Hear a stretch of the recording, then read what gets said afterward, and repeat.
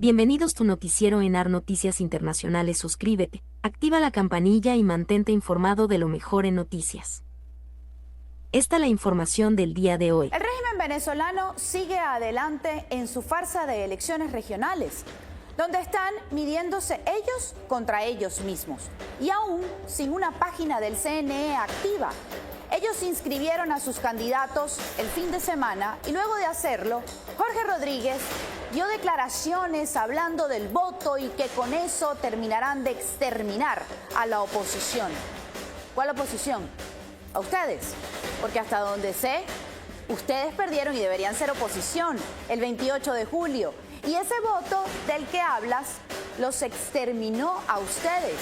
Lo que pasa es que como son un grupo de criminales, siguen allí a la fuerza y de forma fáctica. Y bueno, claro, tienen que tener un discurso y algún tema para desviar la atención de lo que verdaderamente importa, que es cobrar esa victoria de las presidenciales y que no se puede pasar la página, así algunos incluso los ayuden y hayan cruzado la acera de la democracia a la del individualismo e intereses personales. Por eso Jorge tiene que salir a decir cosas como estas.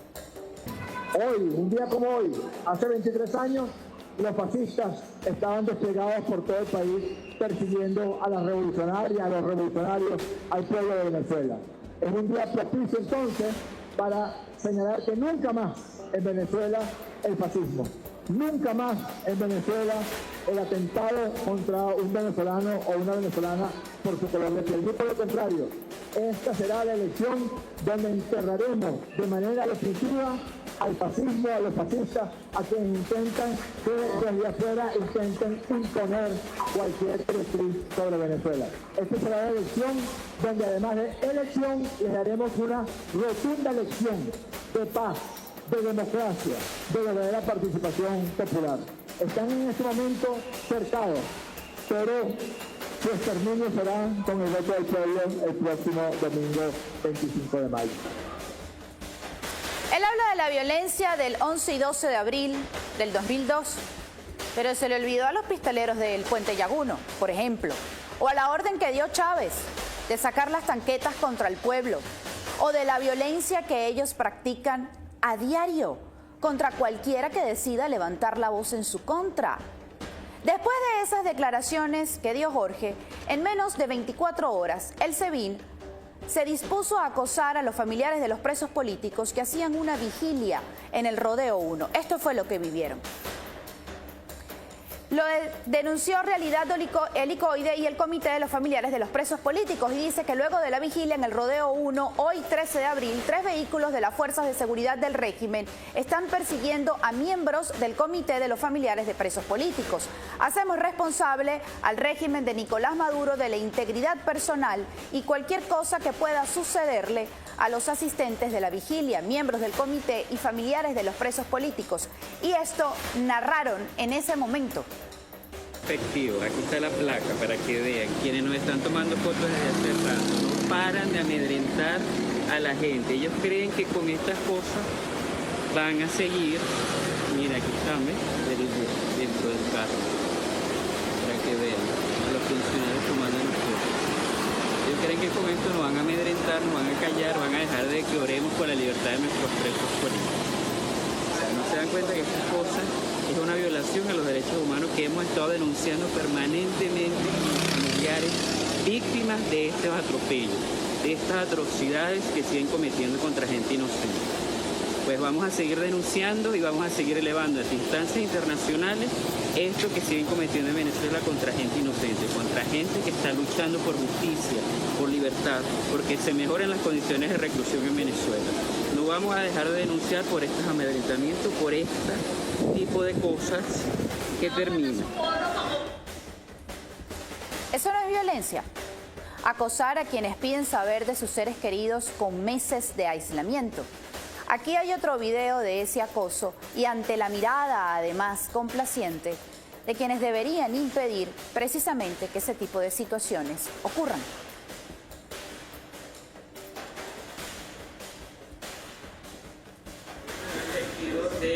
El SEBIN nos está grabando desde hace rato y los funcionarios de la Policía Nacional Bolivariana, en lugar de decirle que respeten una acción pacífica que está dentro de la Constitución, forma parte de un derecho básico como el derecho a ejercer el derecho a la protesta, los funcionarios hacen caso omiso al amedrentamiento de este funcionario.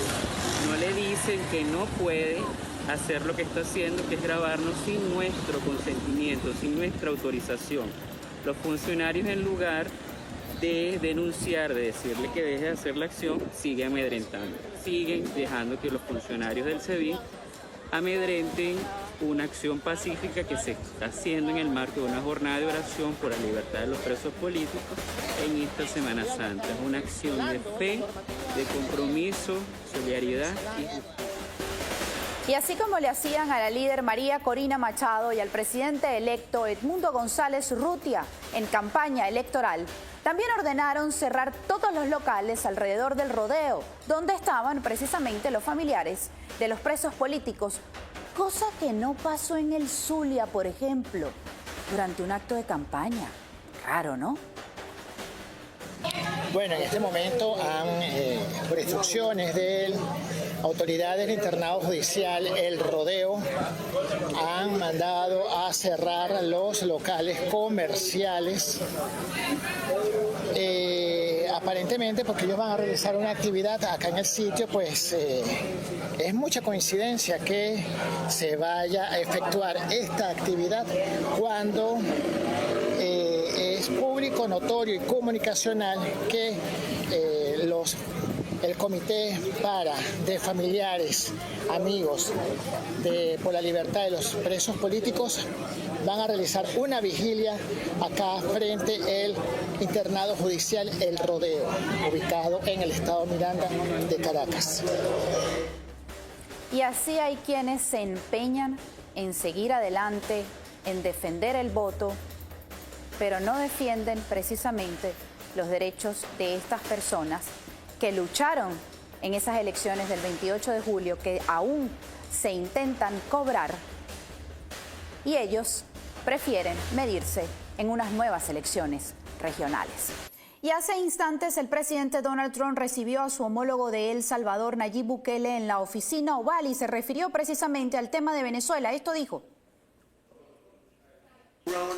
pero si estamos hablando de criminales, yo no tengo problema con eso. Estamos estudiando las leyes en este momento, Pam lo está haciendo. Yo estoy hablando de gente terrible, criminales ultraviolentos. Y cuando escuché de esto, hace años, cuando escuché que este tipo tenía una política de fronteras abiertas, dije, los criminales de todo el mundo los van a enviar a nuestro país, y fue lo que ocurrió. En el Congo vaciaron las cárceles, en Venezuela vaciaron las cárceles. ¿Y qué pasó? Bueno, ahora Venezuela tiene otros países. ¿Cuál es el otro problema que tienen? Bueno, se quedaron sin dinero porque les trancamos el mercado petrolero. Saben qué es lo que tienen que hacer. Hemos hablado con ellos, saben qué es lo que tienen que hacer. Pero no tienen dinero. Venezuela está sin dinero. Irán se está quedando sin dinero. Y cuando era así, se portaba muy bien.